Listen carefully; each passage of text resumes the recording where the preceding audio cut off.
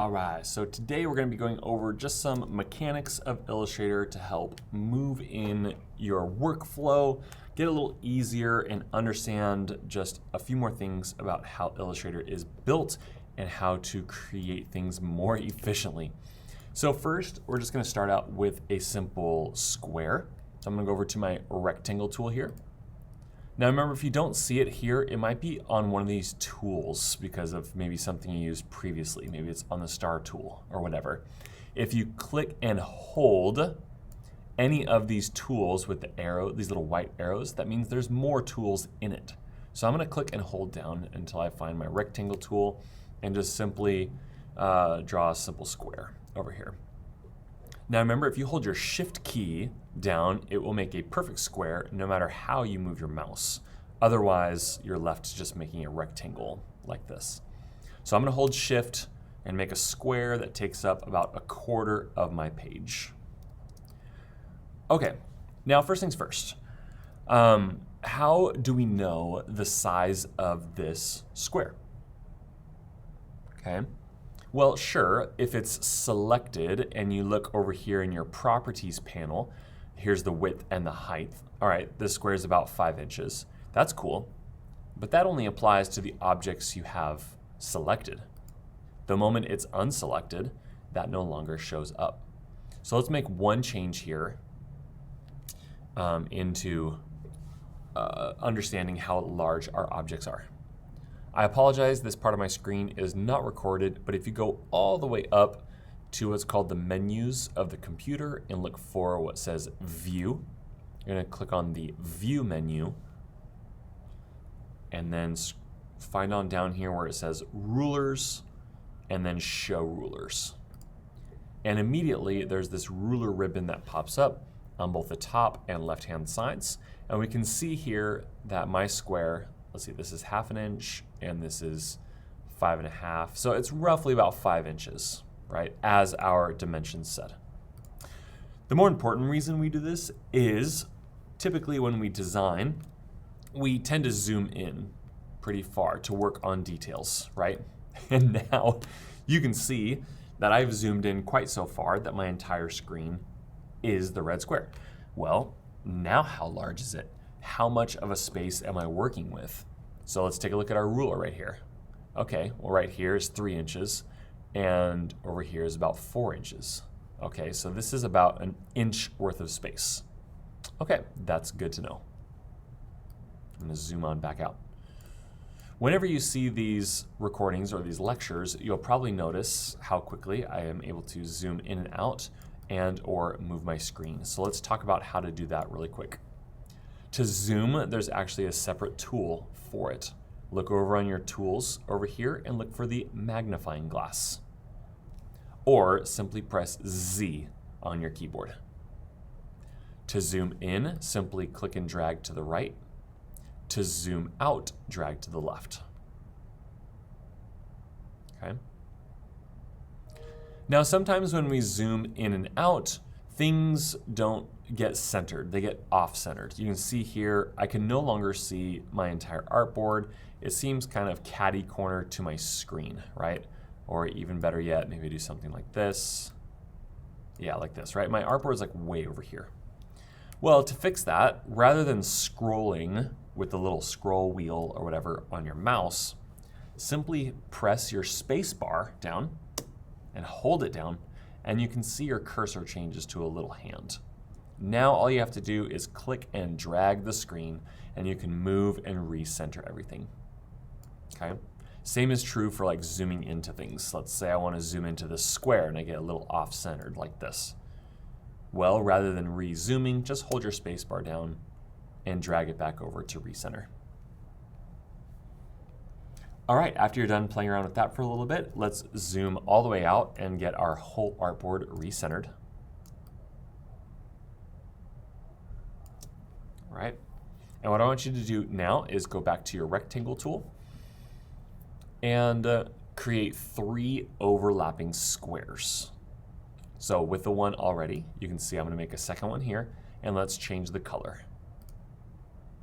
Remember to go over to your fill icon in your properties panel.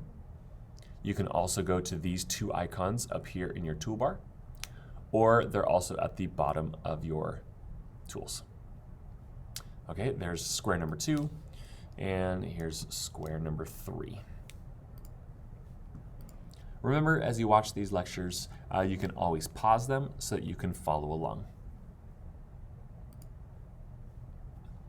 Okay, let's talk about dimension in Illustrator. As we look at these overlapping squares, it is obvious that this blue one is at the very top, right? Because it hides the other green squares. We can tell that the red one is at the very bottom. Now, I want you to think of this as a stack of paper, and I'm just going to quickly draw a little illustration. So as a side view, right, my blue square is a piece of paper. And then underneath that is a green square, and that's another piece of paper. Red square, another piece of paper, and so on and so forth, okay? So every single object that you create creates a new layer, and thus being on top of the previous one, all right? So obviously this layer is above these other ones, okay? So how then do we make this blue square go underneath, or in this case, behind or under the other ones, okay? Well, let's first select it. You have to select it to affect it. So with your selection tool, remember that's just the black arrow, go ahead and select your topmost square. And there are two ways that you can what's called arrange your objects. The first is to right-click it. So right-click the object, and down near the bottom it says Arrange. And here are your 4 options. Bring to front means it's going to bring your object as the topmost layer of your entire artboard. If you bring forward, this is only one object at a time. So if you have like 100 objects, this is going to be a very slow process. Same thing with send backward. This is one layer at a time. Or in our case right now, we want to send it to the back, which is the very bottommost layer. So let's go ahead and click that now. And now you can see with just one click, we've moved it, and it is now behind all the other ones. Okay. A second way to do this is, with it selected, look at your Properties panel and look at the bottom. There's a button that just says Arrange. Okay, it does the same thing. Click that, there's the same options. I'm going to bring it back to front. Boom. All right, so that's how you can quickly arrange your objects throughout your artboard. Okay, let's get back to square one, and let's delete everything except for one square. I want to show you really quickly how to make your own logo, your very first logo, out of just a simple square. Now, we've all learned how to copy and paste, yes? Look at the yellow keyboard shortcut poster in class. To copy is Command-C and then Command-V. However, when we do that, it just spits out the object just randomly on our artboard, and sometimes that's not very beneficial. Let me show you a better way to what's called duplicate your object. So first, again, go ahead and select your square, and look at your keyboard and go ahead and hold the Option key. Now, if you're working on a PC or have a PC keyboard, you're gonna look for the Alt key.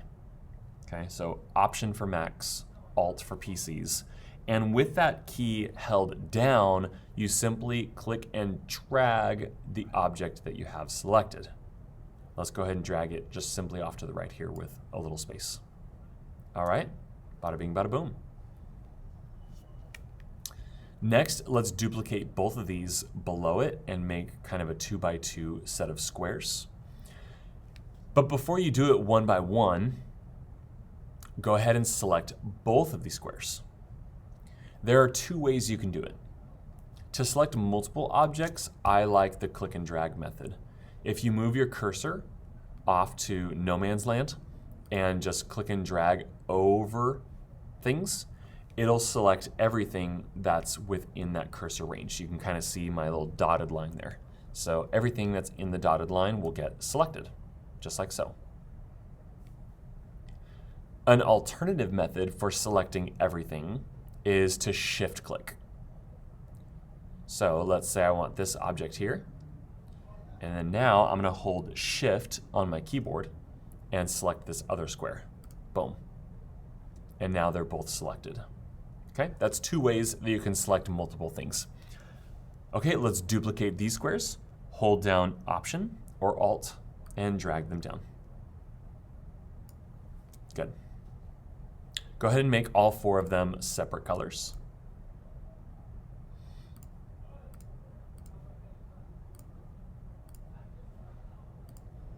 Okay, again, feel free to pause this video in order to do so. Now, let's quickly talk about the pen tool. I hope you've spent enough time practicing it. So let me show you again. The pen tool works with what's called anchors. Okay, every time you click, you can see right here, it makes what's called an anchor. And from there, you can either just click again to make a straight line, or click and drag to make a curve. Yes? So I'm going to make my way back to the beginning and make kind of like this teardrop shape.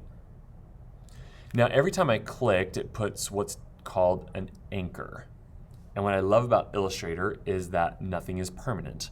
You can go back and change anything about your objects or shapes at any time by manipulating these anchors. So how do we do that?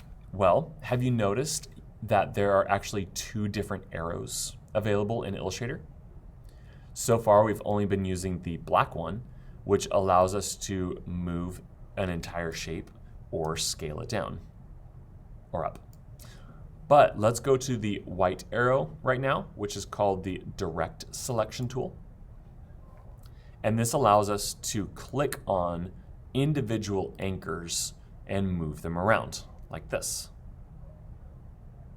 Or in this case, since we're working with a handle, it allows us to click on the handles and redefine our curve. Yeah, it looks like a goldfish. Okay, so how do we do that? Let's demonstrate on the squares, just in case you didn't follow along with that. I want you to pick one of your squares and head to just any of the corners, all right? AKA anchors. I'm gonna start up here in the top left and simply click, and that selects the anchor. Okay, you can see this one is blue and the other ones are white. So now that it's selected, simply drag. Whee! I'm gonna head on down here and we can quickly turn a square into an arrow with just one change of the anchor. Go ahead and do that with all your other ones. I'm gonna make my way around, click on each corner and then drag it down. And do the same over here. Okay. Last tip for the day is as you click on individual corners, you'll notice that right inside of them there's this white donut. This is called the corner rounder and allows you to simply drag it and control how much you'd like to round the corners. And you can see here with just a simple drag, this will round our corners. You can do multiple corners at once. For example, I want all 4 of these to be the same roundness. So just as before with selecting multiple things, I'm gonna hold my Shift key and also select these other corners. 1, 2, 3, 4. And since they're all selected, I just have to click or drag one white donut and they all go together. Okay, there you go. You created your very first logo. Hope these tips helped. Keep them in mind, specifically the arranging, okay? Because as we jump into our first project, This will be most beneficial for getting objects to where they need to go.